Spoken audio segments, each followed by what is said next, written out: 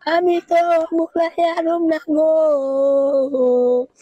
মায়ের সঙ্গে এক পুরুষের অনৈতিক কর্মকাণ্ড মেনে নিতে না পেরে জীবন দিতে হলো মেয়েকে, তবে বাঁচতে পারলেন না মা নিজেও। কথিত প্রেমিক মেয়েকে ও মাকে হত্যা করে মাথা আলাদা করে নদীতে ফেলে দেয়। লোমহর্ষক এই ঘটনাটি রংপুরের পীরগঞ্জের।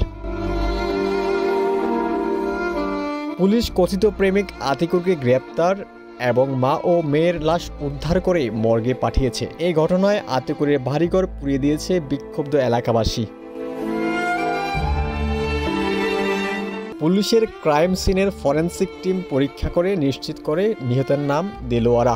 তদন্তের পর এই ঘটনায় একই এলাকার আতিকুর নামে এক ব্যক্তিকে গ্রেপ্তার করে পুলিশ। প্রাথমিক জিজ্ঞাসাবাদে বেরিয়ে আসে আসল তথ্য।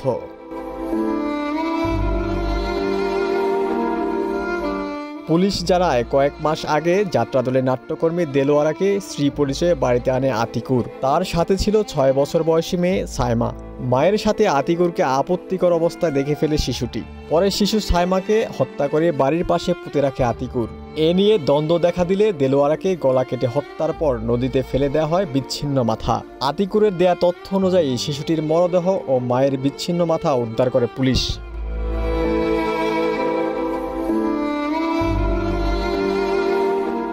রংপুরের অতিরিক্ত পুলিশ সুপার আসিফা আফরোজ আদুরি জানান, আতিকুরকে গ্রেপ্তারের পর জিজ্ঞাসাবাদে প্রথমে সে কিছুই বলছিল না। অধিকতর জিজ্ঞাসাবাদের পর সে স্বীকার করে।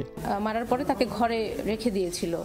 তো রাত যখন হয় গভীর, সে এক ফাঁকে বাচ্চাটাকে। পুলিশ জানায় আতিকুর এলাকায় জুয়ারি হিসেবে পরিচিত। বিভিন্ন স্থানে যাত্রাগানের জুয়ার আসর বসাতেন তিনি।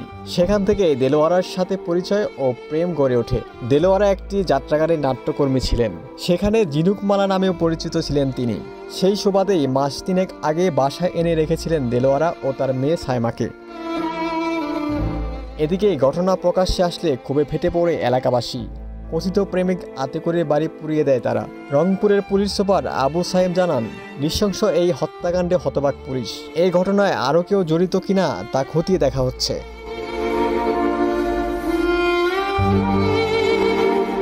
ওমর ফারুক, ঢাকা প্রকাশ।